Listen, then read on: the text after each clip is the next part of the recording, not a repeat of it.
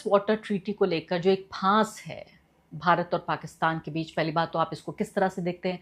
एक तरह से ये सस्पेंशन में है ये ट्रीटी, इससे पाकिस्तान को क्या नुकसान हो रहा है? और क्या भारत जायज़ तरीके से, चूंकि पाकिस्तान, भारत ये कहता है कि आतंकवाद भेजता है, स्पॉन्सर है टेररिज्म का भारत में, पहलगाम हुआ, इससे पहले भी बहुत सारे अटैक हो चुके हैं, पूरा इतिहास रहा है पिछले 60-70 सालों का, तो आपको क्या लगता है कि भारत जायज़ तरीके से इस ट्रीटी को सस्पेंशन में डाले हुए है, और या फिर आपको लगता है कि ये नाइंसाफ़ी है और पाकिस्तान को क्या नुकसान है इससे? देखिए, जो नदियां होती हैं वो सिविलाइजेशन के साथ चलती हैं। जब हिंदुस्तान पाकिस्तान का बंटवारा हुआ तो उसका नदियों का उसमें कोई रोल नहीं था। हमने जंगें लड़ी, कभी भी इंडस वाटर ट्रीटी के ऊपर कोई भी दोनों साइड ने कुछ नहीं बोला, क्योंकि शायद हम दोनों समझ रहे थे कि हम एक ही सिविलाइजेशन है।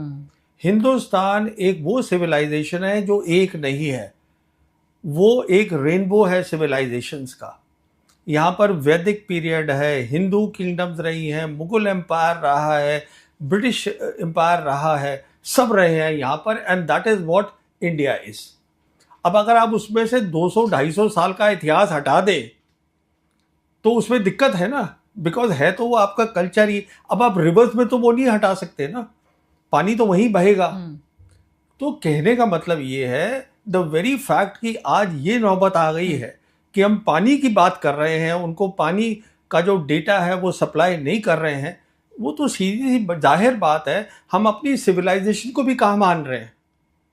आप ये भी तो बात देखिए ना, क्योंकि सिंदूर के वक्त में भी तो यही बात हुई थी कि हम पाकिस्तान का पानी रोक देंगे। तो ये किसी भी सरकार ने हिंदुस्तान की पहले नहीं किया है, और हमने बहुत जंगें लड़ी हैं, क्योंकि ये तो देखिए, ये ट्रीटी 1960 में बनी थी और ये बात क्लियर हो गई थी कि ये रिवर्स तो सिविलाइजेशन के साथ चलती है। और मेरे हिसाब से आज जो है दुनिया में टेररिज्म, दूसरी बात मैं आपसे कहना चाहूँगा, टेररिज्म कोई इशू नहीं है। हम जाके बोलते रहते हैं, कितने लोग मानते हैं हमारी बात मुझे मालूम नहीं है, क्योंकि एविडेंस ये है कि पाकिस्तान भी बोलता है कि ये टेररिज्म कर रहे हैं हमारे ऊपर, तो वो नलीफाई हो गया। अगर सुनिए, पूरी बात सुन लीजिए। तो कहने का मतलब ये है कि टेररिज्म से जो बड़ा इशू आज बन गया है वो पानी का है। पानी का इसलिए है कि एक तो क्लाइमेट चेंज हो रहा है, नदियों के अंदर जो है मौसम बदल रहे हैं, कई चीज़ें हो रही हैं। इस टाइम पर डेटा शेयर करना, इस टाइम पे बताना कि हम जो अपनी नदी है उसके ऊपर हम नए हाइड्रो इलेक्ट्रिक प्रोजेक्ट्स बना रहे हैं, वो क्या होगा, ये सब शेयर करना हमारे लिए ज़रूरी है पाकिस्तान के साथ, क्योंकि हम एक ही सिविलाइजेशन के हैं। आपकी बात दुरुस्त है बिल्कुल, लेकिन नहीं, मेरी बात ही खत्म नहीं हुई। आपने ये बहुत अहम बात शुरू करी है जिसको पूरा खत्म करना बहुत ज़रूरी है। तो कहने का मतलब ये है कि जहाँ तक पानी का ताल्लुक है, वहाँ भी जैसे आप बोल रही हैं गुर्बत है, एग्रीकल्चर वहाँ बहुत है, उनको जो अगर उनको आप नहीं देंगी टाइम के ऊपर तो उनके एग्रीकल्चर को प्रॉब्लम हो जाती है। अच्छा, अब इसमें चीन भी शामिल हो गया है, पर चीन जो है वो हमारी सिविलाइजेशन का नहीं है, ठीक है ना। उनकी भी एक नदी है जो उनका ब्रह्मपुत्र है, पर इंडस जो है आती सब वहीं से ही है, आती वहीं से है, पर ये तो हमारी सिविलाइजेशन की बात है। मेरा कहने का मतलब ये है कि जैसे दोनों मुल्क हमने तय किया था 1988 में, एक अग्रीमेंट करा था हमने, हिंदुस्तान पाकिस्तान ने, प्राइम मिनिस्टर राजीव गांधी और प्राइम मिनिस्टर बेनज़ीर भुट्टो ने, कि हम जो है अपनी न्यूक्लियर फैसिलिटीज़ की लिस्ट को 1 जनवरी हर साल एक्सचेंज करेंगे, और वो हमने फिर उसको रेटिफाई किया। देखिए, वो रेटिफाई करने के बाद ये हुआ, और उसके बाद हर साल जो है हम उसको एक्सचेंज करते हैं। तो आप न्यूक्लियर की तरह इस बात को मानिएगा, क्योंकि जैसे न्यूक्लियर सिविलाइजेशन को तबाही दे सकता है ह्यूमैनिटी को, वैसे ही पानी ह्यूमैनिटी को अफेक्ट करता है। और अगर कल मानिए कि इसके ऊपर अगर जंग होती है तो उस जंग में चीन भी शामिल होगा डायरेक्टली। ये आप इस बात को समझिएगा। यानी आप ये कह रहे हैं कि पानी के ऊपर बाकायदा युद्ध हो सकता है, जंग हो सकती है। जी हाँ, मैं और हिंदुस्तान और पाकिस्तान के बीच, और अगर जंग होती है तो उसमें चीन भी उसका पार्ट बन जाएगा। जब टेररिज्म पे जंग हुई थी, ऑपरेशन सिंदूर हुआ था, उस समय चीन डायरेक्टली शामिल नहीं हुआ था, मदद कर रहा था। हाँ, बिल्कुल। मैं आपसे ये कह रहा हूं, और ये एक इशू है जो मुझे रात को बहुत चिंता कर, I get worried, because I know that water wars can turn into a hot war, और उस वॉर के अंदर China will get directly involve, क्योंकि वजूद का सवाल है, पानी तो वजूद है। अरे साहब, पानी की बात है। चाइनीज जो है, उनके जो विक्टर गांव हैं, जो उनके स्पोक्स पर्सन हैं, जो ईरान लड़ाई में भी बोल रहे हैं, जो हमारे ऑपरेशन सिंदूर में भी बोल रहे थे, उन्होंने साफ बोला है कि जहां तक पानी का ताल्लुक है, हम ऊपर बैठे हैं, आप बीच में बैठे हो, और नीचे पाकिस्तान है। बिल्कुल, और इसी बात पे श्याम सरन ने एक आर्टिकल भी लिखा है। लेकिन इससे पहले कि मैं आऊँ श्याम सरन के आर्टिकल पे, मुझे थोड़ा सा आपसे ये चर्चा ये करना चाहती हूँ। मुझे सिक्योरिटी के मामलात की कम जानकारी है, लेकिन मुझे राजनीति थोड़ा मैं समझती हूँ कि आतंकवाद को लेकर, टेररिज्म को लेकर क्यों आज दुनिया में टेररिज्म बड़ा मुद्दा नहीं है, क्योंकि अमेरिका ने उसे अपने एजेंडे से हटा दिया है। 9/11 के बाद 20 साल तक लगातार कहता रहा कि दुनिया में अगर एक ही समस्या है तो वो है टेररिज्म। टेररिज्म, सबको टेररिज्म के इर्द गिर्द उसने घुमाया, जिसमें हमारा भी मुद्दा शामिल रहता था। फिर ओबामा साहब आए, वो क्लाइमेट चेंज का जिक्र करने लगे। अब इनके लिए, डोनाल्ड ट्रंप के लिए वो मुद्दा नहीं है, तो इसलिए वो रेडार से गायब हो गया। इसका मतलब ये नहीं है कि जो हम आतंकवाद की मार सह रहे हैं, जो पहलगाम में हमारे साथ हुआ है, जो बाकी आतंकवादी घटनाएं हुई हैं, वो कहीं किसी थिन एयर में नहीं है, वो फिजा में या खिजा में नहीं है, वो तो हुआ है, हम तो पीड़ित हैं। देखिए, इसमें दो बातें समझने वाली हैं। पहली बात यह है कि अभी जो है दुनिया में एक बहुत बड़ा जियोपॉलिटिकल चेंज हो रहा है। एक ऑर्डर जो था, जिसको हम बोलते थे रन बाय द अमेरिकन्स, उसके रूल टूट चुके हैं। एक नया ऑर्डर बन रहा है जो मल्टीपोलर वर्ल्ड है, जहां नए रूल्स बन रहे हैं, जिसमें ईरान और वेस्ट एशिया की लड़ाई एक अहम भूमिका निभा रही है। तो जब दुनिया बिटवीन द ऑर्डर्स होती है, that is an era of war, because rules एक टाइप के टूट चुके हैं, and it is a era of war, and everybody is talking of geopolitics. People are talking about conventional wars. They are not talking about terrorism. पहली बात। दूसरी बात, SCO है। मैं इस SCO का इसलिए जिक्र कर रहा हूँ क्योंकि अभी SCO की मीटिंग हुई है किर्गिस्तान में, जहाँ फॉरेन मिनिस्टर्स गए थे, हमारे फॉरेन मिनिस्टर नहीं गए। ठीक है ना, हमारे फॉरेन मिनिस्टर आसियान में थे, वहाँ पर मीट में, और वहाँ बात कर रहे थे फिर से टेररिज्म की। अब टेररिज्म की तो पाकिस्तान भी बात कर रहा है कि आप जो है वो बलूचिस को आप उसको कर रहे हैं, आप सपोर्ट दे रहे हैं, ये उनकी एलिगेशन है। कहने का मतलब ये है, SCO भी जो था, जो शुरू हुआ था SCO टेररिज्म को लेकर, आज SCO भी बात कर रहा है डेवलपमेंट की। SCO का पूरा ढांचा बदल गया है, मैं आपसे ये कह रहा हूँ। और वो कैसे, मैं क्यों कह रहा हूँ, क्योंकि 1 सितंबर 2025 को जब चाइना के अंदर SCO समिट हुई थी टिंजियान में, जहाँ प्रधानमंत्री मोदी भी गए थे, तो वहाँ पहली बार ये जिक्र हुआ कि SCO के अंदर भी 10 इयर्स डेवलपमेंट प्लान होगा, SCO का अपना बैंक होगा, जैसे ब्रिक्स का बैंक है।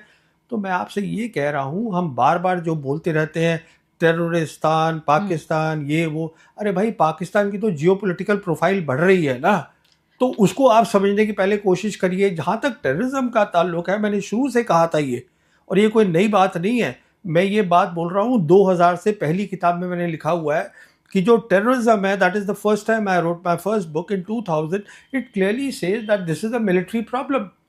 अगर आज आपके पास ताकत हो मिलिट्री ताकत, तो पाकिस्तान क्यों करेगा प्रॉक्सी वॉर? वो करेगा ही नहीं, तो सीधे जंग होगी। तो हम तो सिंदूर क्या था? सिंदूर सीधे सीधे जंग नहीं थी।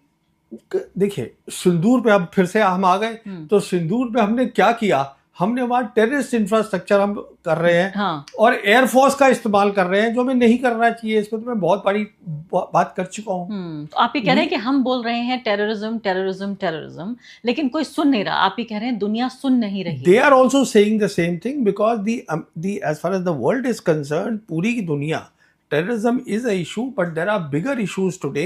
इनफैक्ट क्लाइमेट चेंज जो है वो टेररिज्म से ज्यादा बड़ा इशू है। तो हम क्या डोमेस्टिक ऑडियंस के लिए टेररिज्म की बात ज्यादा करते हैं? जब हमारे रक्षा मंत्री या हमारे दूसरे मंत्री जब बात करते हैं कि हम टेररिज्म का शिकार हैं, तो क्या ये घरेलू राजनीति से जुड़ा हुआ है? हम पहली बात तो शिकार हैं, ये तो मैं डिनाई नहीं कर रहा हूँ, पर बात यह है कि वो भी कहते हैं कि हम भी शिकार हैं, ये भी एक बात है, और दुनिया उनकी बात भी सुन रही है। और जो हम बोल रहे हैं कि टेररिज्म का इशू है, हम पाकिस्तान से बात नहीं करना चाहते, सिंपल। नहीं तो मुझे ये समझाइए, आप ये कह रहे हैं कि हमारी जो शब्दावली है, वोकैबुलरी है, वो हमें बदलनी पड़ेगी, लैंग्वेज डिफरेंट करनी पड़ेगी, टेररिज्म की बजाय हम कुछ और इस्तेमाल मैं तो ये कह ही नहीं रहा हूँ, मैं तो ये कह रहा हूँ आप पाकिस्तान से बात करिए, आप चीन से नॉर्मल करिए रिलेशंस। बात करने से अगर हल हो गया होता तो बातें तो न जाने कितने दौर की, मतलब प्रवीण साहनी जी, मैं तो 25 साल से यही देख रही हूँ, कितनी बातचीत हुई। आप सोचिए वाजपेयी के दौर से शुरू होकर फिर वही मनमोहन सिंह तक भारत ने कोशिश तो की है। सुनिए 2024 में दुनिया मल्टीपोलर बन गई, आज वो दुनिया नहीं है। आज वेस्ट एशिया में बात हो रही है पैलेस्टाइन इशू की, कि ये मसला हल हो सकता है। क्यों हल हो सकता है? क्योंकि आज 3 बड़ी ताकतें हैं, एक बड़ी ताकत नहीं है, वर्ल्ड यूनिपोलर नहीं है। तो कहने का मतलब ये है, जहाँ तक टेररिज्म का ताल्लुक है, अगर आप आज पाकिस्तान से बात करेंगे तो वो बंद कर देंगे जो कर रहे हैं वो टेररिज्म बंद कर देंगे। तो फिर पहले क्यों नहीं कर लिया था?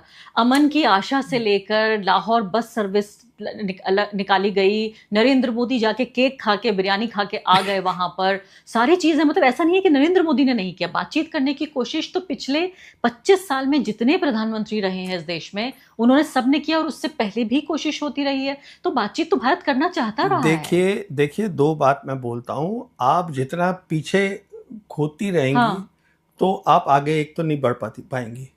मैं आपसे एक सीधी सी बात कर रहा हूँ, आज वर्ल्ड मल्टीपोलर है। अब आप चली जाए कि जी पार्टीशन हुआ, वो क्यों हुआ, उसमें इतनी दहशतगर्दी हुई। वो तो खैर बहुत लंबी बात चली जाएगी। नहीं तो कहने का मतलब ये है, बात निकलेगी तो फिर बहुत दूर तक जाएगी। तो आपको हमें आज क्या देखना है? तो आप कह रहे हैं बात करके टेररिज्म खत्म करा लो, इतनी आसान बात है? ये इतनी आसान है क्योंकि वो टेररिज्म इसलिए कर रहे हैं प्रॉक्सी वॉर, क्योंकि वो चाहते हैं कि कश्मीर मुद्दे पे आप बात करिए। वो ये भी तो नहीं कह रहे कश्मीर मुद्दा मुझे कल सॉल्व करना है, वो कह रहे हैं बात तो शुरू करिए। वो सिर्फ इतना ही तो कह रहे हैं। भारत कहता है वो कश्मीर पे बात नहीं हमने कह दिया कि कश्मीर हमारा है और हम बात नहीं करेंगे, हम तो पीओके भी लेंगे उनसे। हाँ, तो फिर वही बात है ना, फिर मसला तो यहाँ आ गया ना। तो कहने का मतलब ये है कि ना तो हम चीन से नॉर्मल रिलेशंस करना चाहते हैं, पाकिस्तान से तो हम बात ही नहीं कर। आज उनकी जो हाई कमीशन है हमारी, और वहाँ भी वही होगा, हमारे यहाँ जो उनकी हाई कमीशन है, मुझे कोई बता रहा था कि सिर्फ 25 लोग हैं हाई कमीशन चला रहे हैं, उसमें ड्राइवर भी शामिल है, सब शामिल है। तो क्या चला रहे हैं? उसका मतलब कुछ काम ही नहीं हो रहा है। ही नहीं है इसका मतलब। तो सिर्फ जो भी कुछ हो रहा है वो वहाँ पे वो हो रहा है ड्रामेबाजी। वो क्या, वो अटारी वाघा बॉर्डर पे। हाँ, तो ऐसे थोड़ा दोनों फौजी अपनी टांग लेकर सर तक लेके सलाम करते हैं, रिश्ते ऐसे थोड़ा ना बनते हैं। अब अगर आप खोदती रहे कि वो वाजपेयी गए थे, अरे ठीक है, the world was different at that time, world is multipolar, let us look at the simple thing. हम दोनों एक ही सिविलाइजेशन को बिलोंग करते हैं। ये पानी के मसले, टेररिज्म के मसले, मैं समझता हूँ समझदारी और अक्लमंदी इसी बात में है। हम देखें कि दोनों के जो लोग हैं, गुर्बत दोनों जगह है, तो कैसे लोगों की तरक्की हो सके। नक्शा देख लीजिए, कनेक्टिविटी देख लीजिए, सिविलाइजेशन देख लीजिए। मैं ये समझता हूं कि हम दोनों मुल्कों की जो डेस्टिनी है, इट इज जॉइंट। अब हम नहीं मानने को तैयार, मत मानिए, अगले 20 साल, 50 साल, 100 साल आपकी मर्जी है।